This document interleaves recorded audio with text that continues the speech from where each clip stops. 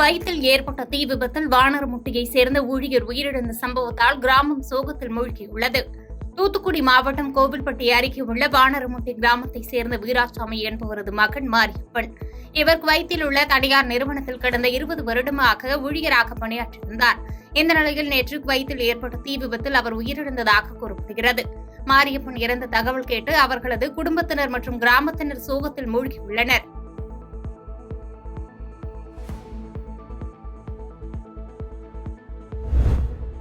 சென்னையை அடுத்த பரங்கிமலை பல்லாவரம் கண்டோன்மெண்ட் பகுதிகளான பூந்தமல்லி நெடுஞ்சாலை, ஜிஎஸ்டி சாலை, பட்ரோடு ஆகிய பகுதிகளில் சுமார் 3000 கோடி மதிப்பீட்டில் 17 காலி மனைகளில் 15 ஏக்கர் நிலம் லீசு காலம் முடிந்தும் அரசிடம் ஒப்படைக்காமல் தனியார் ஆக்கிரமிப்பில் இருந்தது. அந்த இடங்களை கடந்த சில மாதங்களுக்கு முன்பு செங்கல்பட்டு வருவாய்த்துறை அதிகாரிகள் மீட்டனர். இந்த நிலையில் மீட்கப்பட்ட நிலங்களில் சமூக நலக்கூடம், வணிக வளாகம், கல்லூரி போன்ற கட்டிடங்கள் கட்ட அரசு திட்டமிட்டது. இந்த நிலையில் அமைச்சர் தாமு அன்பரசன், செங்கல்பட்டு மாவட்ட ஆட்சித்தலைவர் அருண்ராஜ் ஆகியோர் அந்த இடங்களில் ஆய்வு செய்தனர். கையகப்படுத்திய நிலங்களில் சமூக கூடம், வணிக வளாகங்கள், கல்லூரி, அமுதம் அங்காடி போன்ற பல்வேறு அரசு துறை கட்டிடங்கள் கட்டுவதற்கான இடங்கள் தேர்வு செய்யப்பட்டது.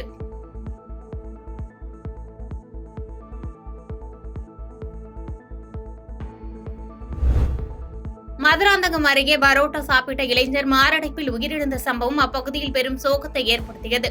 செங்கல்பட்டு மாவட்டம் மதுராந்தகம் அருகே பெருகருணை கிராமத்தை சேர்ந்த இளைஞர் மோகனசுந்தரம். இவர் அந்த பகுதியில் வார்டு உறுப்பினராக பதவி வகித்து வந்தார். இந்நிலையில் நண்பரின் சுப நிகழ்ச்சிக்கு நேற்று இரவு மதுராந்தகம் பகுதிக்கு சென்ற அவர் பரோட்டா சாப்பிட்டதாக கூறப்படுகிறது. நிகழ்ச்சி முடிந்து வீடு திரும்பிய மோகனசுந்தரத்திற்கு திடீரென நெஞ்சுவலி ஏற்பட்டது. அப்போது அவரது உறவினர்கள் மற்றும் அக்கம் பக்கத்தினர் 108 ஆம்புலன்ஸ் மூலம் அப்பகுதியில் உள்ள தனியார் மருத்துவமனைக்கு சிகிச்சைக்காக கொண்டு சேர்த்தனர். அங்கு அவரை பரிசோதித்த மருத்துவர் ஏற்கனவே இறந்துவிட்டதாக தெரிவித்தனர். இந்த நிலையில் சம்பவம் குறித்து சித்தாமூர் காவல்துறையினர் உயிரிழந்த இளைஞர் மோகனசுந்தரம் உடலை மீட்டு உடற்கூறு ஆய்வுக்காக மதுராந்தகம் அரசு மருத்துவமனைக்கு அனுப்பி வைத்தனர். மேலும் இது தொடர்பாக தீவிரமாக விசாரணை நடத்தி வருகின்றனர். கிளாம்பாக்கம் போக்குவரத்து நெரிசலை தவிர்க்க விரைவில் தீர்வு காணப்படும் என்று அமைச்சர் தாமு அன்பரசன் பேட்டியளித்துள்ளார்.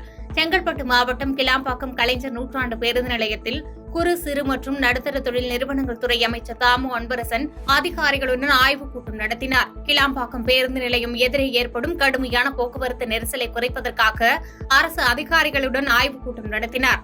இதனைத் தொடர்ந்து செய்தியாளர்களிடம் பேசிய அமைச்சர் அன்பரசன், கிளாம்பாக்கத்தில் போக்குவரத்து நெரிசலை குறைப்பதற்காக தற்பொழுது குழு ஒன்று அமைக்கப்பட்டுள்ளதாகவும் அந்த குழு தரும் அறிக்கையை வைத்து ஏற்றவாறு பணிகளை செய்ய தயாராக உள்ளதாக தெரிவித்த அமைச்சர், 10 நாட்களுக்குள் கமிட்டி கொடுக்கும் அறிக்கையின் அடிப்படையில் போக்குவரத்து நெரிசலுக்கு விரைவில் தீர்வு காணப்படும் என்று உறுதியளித்தார். ஏற்படுகிற போக்குவரத்து நெரிசலால் மக்கள் படுகிற துயரத்தை எல்லாம் அறிந்து அதை சரி செய்திட வேண்டும் என்ற நோக்கில் மாவட்ட ஆட்சித்தலைவர், தாம்பரம் மாநகராட்சி காவல்துறை, மாநகர காவல்துறை ஆணையர், அதே போல சென்னை தாம்பரம் மாநகராட்சியினுடைய ஆணையர், வருவாய்த்துறை, நெடுஞ்சாலைத்துறை,